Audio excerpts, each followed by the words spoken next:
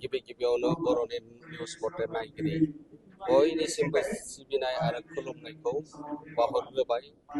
दिनै दुलाराय बाथौ गौथुमनि 33थि गायसन सान गुवाहाटी गाहाय बाथौ थानसालियाव दुलाराय बाथौ गौथुमनि गाहाय बाथौ थानसालियाव साननैनि हाबाफारिजों गाजा गोमजायै खुंनो लानाय हाबाफारिया दिनै सोलिगासिनो दं आरो बेवहाय जों गमामायैनो बाथौ धोरोमखौ जौगासार खालामनो थाखाय जोङो 1992-16 मेआव बेखौ गुवाहाटी ट्राइबेल रेस्ट हाउसआव बेखौ आबुं महर होनाय जादोंमोन आब्रुं मुंनि बिथांमोन गेदेमामोननि नाजानायाव बियो जाफुंसार महर मोनदोंमोन। बेबायदिनो जेरैबायदिहाय जोंनियाव फाउन्डार आफादगिरि रुपनाथ बसुमतारी, गाहाय नेहाथारि बानेश्वर बसुमतारी बिथांमोननि नाजानायाव बे दुलाराय बाथौ गौथुमा जोनोम मोनदोंमोन आरो बेबायदिनो जोङो खना खनला थानाय बर' हारिनि गेजेराव गुदि बाथौ धोरोमखौ फोसावनाय, फोगोमनाय, फेहेरनाय बे हाबाफारिया जागायदोंमोन। दिनै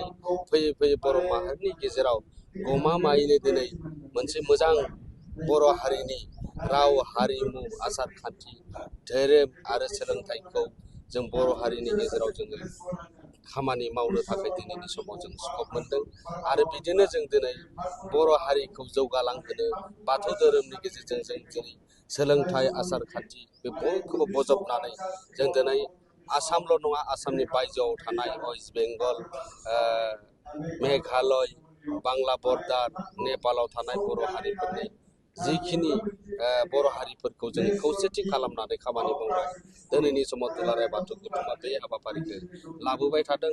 जोंनि गेजेराव दिनै गोबां आलासिफोर हांख्रायनाय जादों, बिथांमोना बाहागो लाफैदों।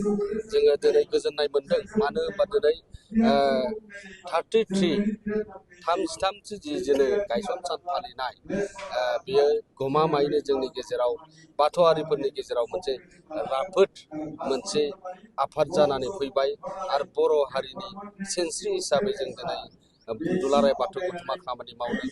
दिनै जों बयखौबो बजबनानै नों दा नागार आं दा नागार खौसेयै जों दिनै धोरोम बाथौ धोरोमखौ जों गोसारलांहोनो थाखाय जोङो जिल्ला आफाद, बियाब आफाद, गामि आफाद, जोङो फ्राय आसामाव थानाय 28 डिस्ट्रिक्ट कमिटि आफाद दङ आरो बेवहाय आफादगिरि नेहाथारि आरो थान्दै बिथांमोना दिनै बाहागो लाफैदों।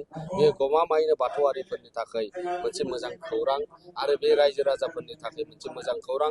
दुलाराय बाथौ गौथुमनि नाजानायजोंनो दिनै बाथौइज्मखौ लिरनो हानायनि मोनसे पर्यायसिम फैनो हाबाय आरो बे जोंनि मोनसे मोजां खौरां। बर' हारिनि थाखाय जारिमिनारि जानो थांगासिनो दङ आरो दिनै मोनद' GI टेग आरो जाबावनो थांगासिनो दङ। बिनि मादावबो सिजौआबो GI टेग मोनसे मोननायनि लामायाव फैगासिनो दङ आरो बे गुवाहाटियाव थानाय 8 बिगा हायाव बेसेबांबा गिदिर बाथौ थानसालिनि कनस्ट्राक्सननि खामानिया सोलिगासिनो दङ। बेखौ जेसेबां हायो बेसेबां जोङो थाबैनो लुफुंनो थाखाय जोङो जिल्ला आफाद, बियाब आफाद आरो मिरु आफादफोरनि गेजेराव सावरायगासिनो दङ आरो बिनि कनस्ट्राक्सननि खामानिया सोलिगासिनो दङ।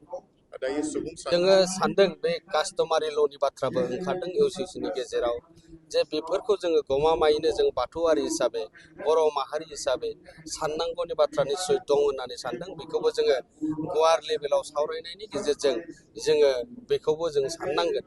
बे UCCआव जों जुदि कास्टमारि ल'नि बाथ्राया जुदि रायखांजादोंब्ला निस्सय जों बेखौ बाथौ धोरोम हिसाबै, जों बर' हारि हिसाबै जों बेनि सायाव रोखा फोरमायथिलायनायनि गेजेरजों मोनसे सावरायनायनि गोनांथि दङ सानदों। अकल धोरोमारि आफाद नङा, बर'नि जिखिनि माहारियारि आफादफोर दङ बेखौ लानानै मोनसे जथाय सावरायनायनि गोनांथि दं होननानै दुलाराय बाथौ गौथुम हिसाबै जों अरायसम बेखौ सानदों आरो बेखौनो जों नाजाबाय थादों। मानो होनबा जों दिनै जौगानाय होनना बुङोब्ला जों दिनै धोरोमा थानांगोन, हारिमुनि बाथ्रा बुङोबा जों धोरोमा थानांगोन, दिनै थुनलाइनि बाथ्रा बुङोबा जोंनि धोरोमा थानांगोन।